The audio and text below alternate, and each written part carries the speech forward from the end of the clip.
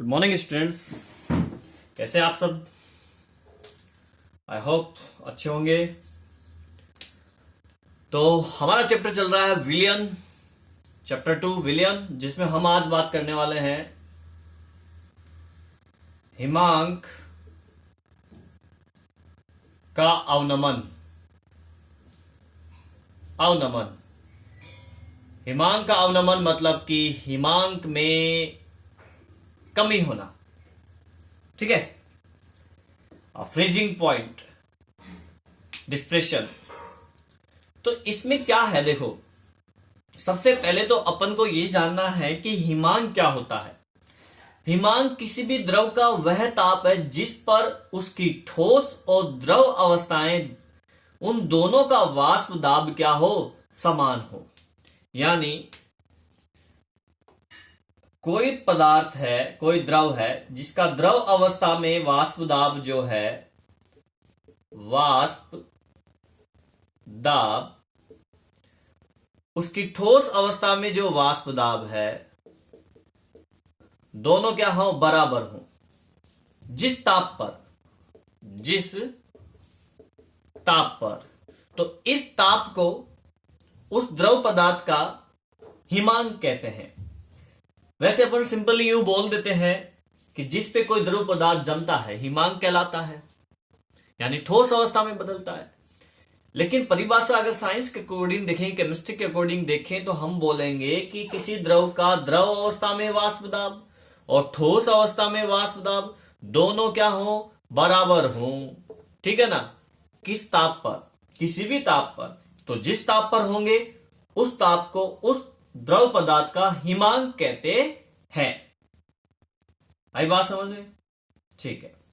अब क्या होता है, जब भी अपन विलायक के अंदर अवाष्पशील विलय मिलाएं तो वाष्प दाब में कमी होती है। शुद्ध विलायक है जो कि वाष्पशील है, ठीक है, तो उसका हिमांक क्या होगा, ज्यादा होगा।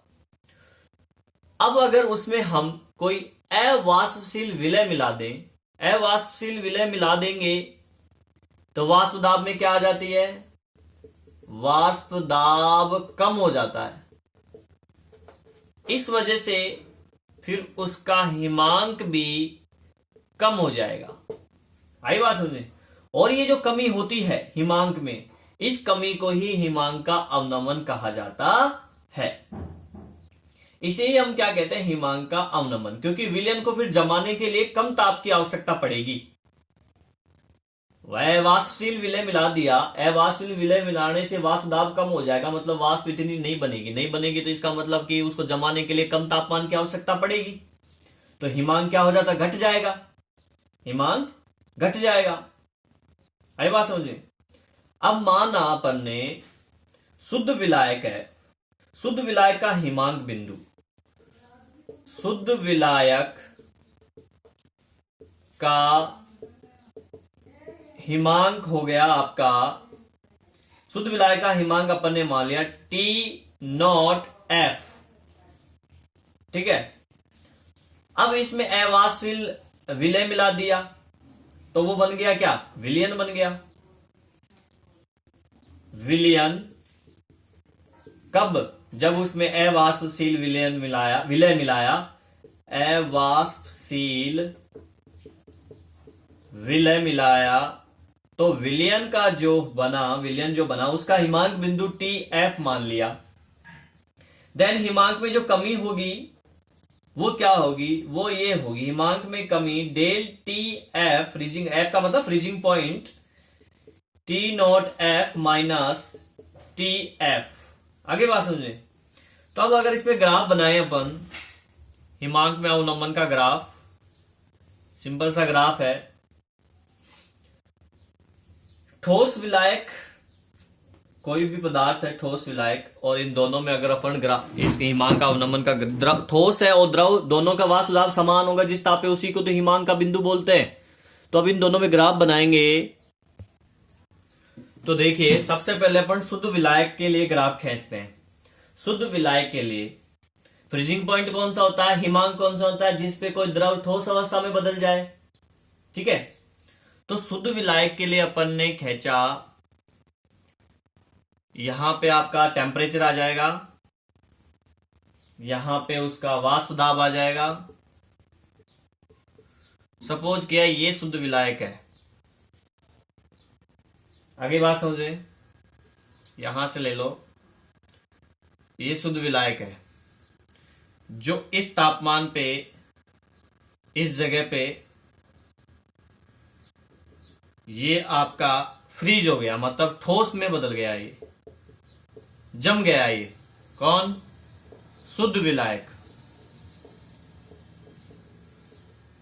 ठीक है, जो शुद्ध अवस्था में होता है शुद्ध विलायक, जिसका वाष्प दाब अधिक होता है, जो इस वाष्प दाब पर शुद्ध अवस्था में ठोस में बदल गया, जम गया, मतलब ये इस वाष्प दाब पर, और इस तापमान पे, इस तापमान पे ये जमा। तो इस तापमान को अपन ने कहा T0F। ठीक है, T0F, जो कि तापमान किसका है? जमने का हिमांक बिंदु है शुद्ध विलायक का। अब इसमें अवाष्पशील विलय मिला दिया, अवाष्पशील विलय मिला देंगे तो हिमांक में कमी आएगी, कमी आएगी, विलयन बन गया। तो अब ये विलयन है जो कम ताप पर ही जम जाएगा, विलयन। अब विलयन देखिए इस ताप पर ही जम गया, इस ताप को हमने बोला TF। ये इस वाष्प दाब में कमी हो गई। देखो आप, मैंने कहा था अवाष्पशील विलय मिलाने पर वाष्प दाब में कमी हो जाती है, तो देखो ये कमी हो गई, इतनी वाष्प दाब में इतनी कमी हो गई, और वाष्प दाब में कमी होने के कारण उसका हिमांक बिंदु में भी कमी आ जाती है। तो ये कमी हो गई हिमांक बिंदु में, यहां से इतना तापमान कम हो गया, अब वो पहले ही जम गया इस जगह पे। तो ये तापमान जो है, ये जो कमी हुई है, ये डिफरेंस आपको नजर आ रहा है, ये वाला, ये डेल TF है, जो किसके इक्वल है? इसके इक्वल है, del TF, T0F minus TF। अब आगे होगी बात समझ में आपको। तो ये सिंपल सा ग्राफ है। अब हिमांक का जो अवनमन होता है वो मोललता के समानुपाती होता है। किसके समानुपाती होता है? मोललता। मोललता जानते हो अपन, इसकी बात पहले ही कर चुके। स्मॉल m से इसको रिप्रेजेंट करते हैं, अर्थात हिमांक में अवनमन डेल TF समानुपाती मोललता स्मॉल m। समानुपाती का साइन हटाएंगे तो डेल TF बराबर KFM। ठीक है, KF यहां पे एक स्थिरांक है जिसे हम बोलते हैं मोलल हिमांक अवनमन स्थिरांक। ठीक है, यदि m यहां पे ये जो है 1 हो तो ये डेल TF क्या हो जाएगा? Del TF is equal to KF हो जाएगा। आगे बात समझ में?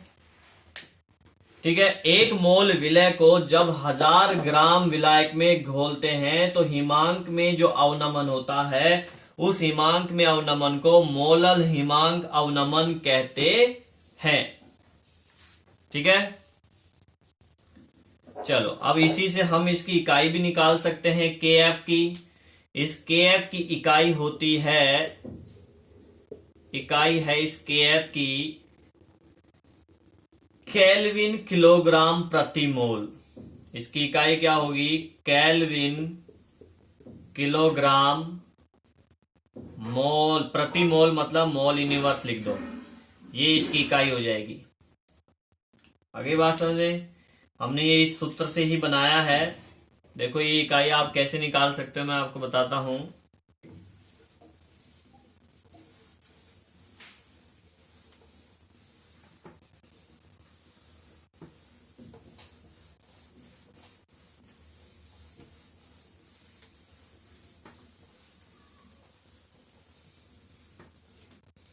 हमारा फॉर्मूला क्या था? अभी अभी जो फॉर्मूला आया वो ये था, del TF is equal to KF into मोललता M। यहां से अगर मैं KF निकालूं तो KF is equal to del TF upon M होगा। तो डेल टी एफ का मतलब हो गया टेम्परेचर। टेम्परेचर को अपन किस में प्रदर्शित करते हैं? केल्विन में। Kelvin upon मोललता। मोललता क्या है? 1000 ग्राम में या 1 किलोग्राम में घुले हुए मोलों की संख्या को मोललता कहते हैं, जहां पे 1000 किलोग्राम अर्थात मोलों की संख्या यानी कि मोल प्रति केजी। ठीक है, तो फिर ये केजी तो बटे में है, जब ऊपर जाएगा तो हम इसको ये लिख सकते हैं ना, केल्विन केजी मोल इनवर्स। तो ये इकाई हो गई आपकी मोलल अवनम हिमांक में अवनमन स्थिरांक की, के एफ की इकाई हो गई है। ठीक है, अब अपन हिमांक में अवनमन द्वारा किसी अवाष्पशील विलय का आणविक द्रव्यमान अर्थात अणुभार की गणना करेंगे। किसकी गणना करेंगे? हिमांक अवनमन द्वारा अणुभार की गणना। हिमांक अवनमन द्वारा अवाष्पशील विलय का आणविक भार, अणुभार बोल दो या आणविक द्रव्यमान, अणुभार की गणना। तो देखिए गणना इसकी, फॉर्मूला क्या था हमारा अवाष्पशील विलय के लिए? फॉर्मूला ये था हमारा, यहां लिख देते हैं, del T F equal to K F M. M क्या है? मोललता। ठीक है, अब विलय का द्रव्यमान अपन ने मान लिया, विलय का द्रव्यमान अपन ने माना W ग्राम, और विलायक का द्रव्यमान अपन ने मान लिया, विलायक का द्रव्यमान अपन ने मान लिया कैपिटल W ग्राम, और जो आपका विलायक है इसका हमने मान लिया कैपिटल W। ठीक है, विलय का, और विलय का जो मोल द्रव्यमान है, विलय का मोल द्रव्यमान वो हमने माना स्मॉल m। ठीक है, अब यहां पे स्मॉल m से हम इसको भी प्रदर्शित कर रहे हैं, मोललता को भी और इसको भी, इसलिए मैं यहां पे डैश लगा देता हूं ताकि ज्यादा कंफ्यूजन ना हो। ठीक है, अब मोललता का सूत्र आप जानते हो, मोललता बराबर विलय के मोलों की संख्या, विलय के, जिसकी बात पहले शुरुआत में कर चुके थे चैप्टर के शुरुआत में, विलय के मोलों की संख्या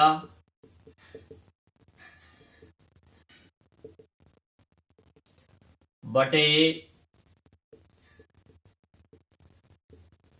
विलायक का द्रव्यमान ग्राम में इंटू 1000। तो ये हो जाएगा m इजिकल टू, विलय के मोलों की संख्या क्या होती है?